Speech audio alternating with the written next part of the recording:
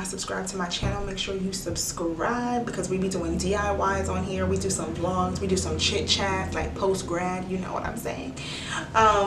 Make sure you guys give me a thumbs up at the end or anywhere throughout this video if you do enjoy it. So today we're going to be making hanging shelves, floating shelves, whatever you want. I call them hanging shelves because I feel like floating shelves don't have, like, they just look like they're floating. Like these, you can see, you know what I'm saying? So pretty much I wanted some sort of display in my room that was practical, that I could use.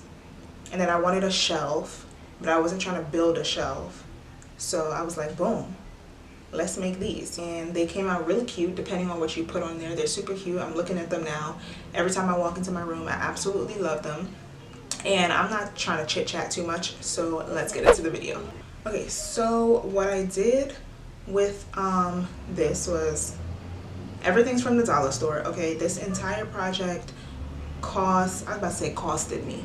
What? This entire project cost me like $5. Yeah, about $5, and pretty much the cost depends on how many shelves or frames you buy from the store. If you have some stuff already at home, then obviously it's cheaper. And then the rope. What I used for this project, like I said, I just got some gold frames. I kind of wanted like gold accents or something that looked kind of brushed, a little vintagey but not too much. So yeah, I just got 2 large ones, 1 mini one, and then I guess you could say 1 medium-sized one.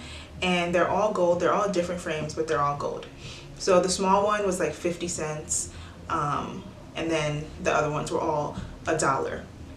So obviously to start off, you're just gonna like take the frame out of the wrapper, and then what you're gonna do is pop open the back. They usually have like these little holders that you can just kind of like bend open. They're super easy, or sometimes you can kind of just flick it. It's super easy to open. And then you're going to take the sample picture that's inside, and if you want a white backing, what you're going to do is you're just going to flip the picture and then put it back in the frame and close the frame the same way you pretty much opened it, just by closing the flaps. Honestly, now that I think about it, you can honestly put any color in there. You can put any pattern in there. I actually think a pattern would look super cute in there, depending on where your shelf is. You know, you never know. So I wanted white because I didn't really care what color was in there, just because I'm not really going to see it that much. So yeah, I just flipped the sample picture and then closed the back of the frame, and then it was like real cute or whatever. I was like, oh my god, okay, now I got, you know, I was getting excited.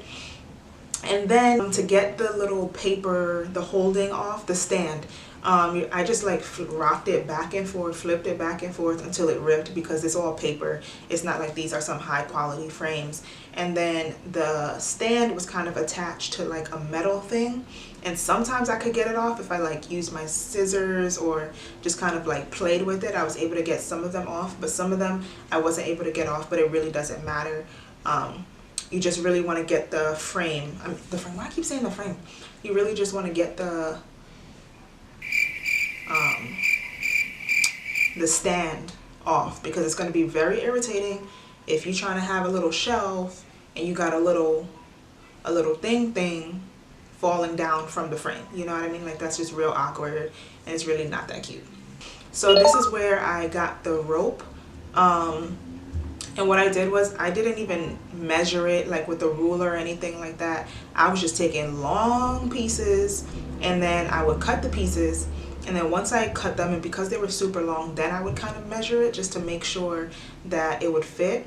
And so I started to like hot glue the rope to the back of the frame. So what you want to do is, you're going to have your rope, your little things, they're going to be parallel from each other. So there's going to be like one here and then one here. So one at like the top of the frame and then one at the bottom of the frame, whichever way you decide to do it. And then I just hot glued both of those, and that's where you kind of measure. So I didn't record it, but before you start gluing down, make sure you measure it. So put your rope and your frame, and then flip it, and then kind of like hold it and move the string however you want to move it, however far you want the frame to be from the top of the rope or something like that. So I did do that, but I didn't record it, and I hope you guys understand what I'm doing.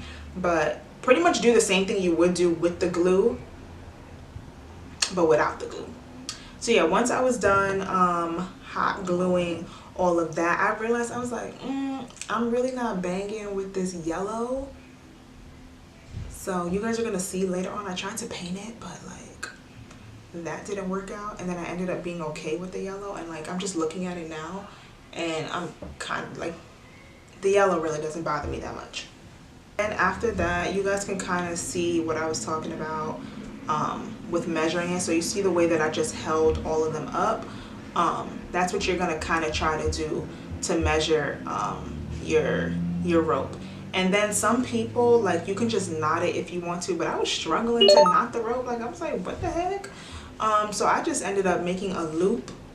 I just made a loop, and then I used some black rubber band, and I wrapped that mess right up. And you guys could see that I did that, and it was really easy. And I kind of like that you can see the little jagged edges.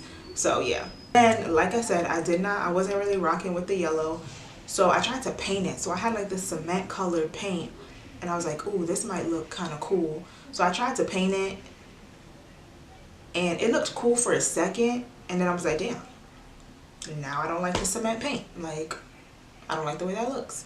And then another thing that I also did before I started to paint it was to measure, just to see how it would look. I would kind of like test it out and just put like a little thing of cocoa butter or something, just something in there to let it sit so that the weight could press on the shelves, just so I could see what I was rocking with and if anything needed to be adjusted.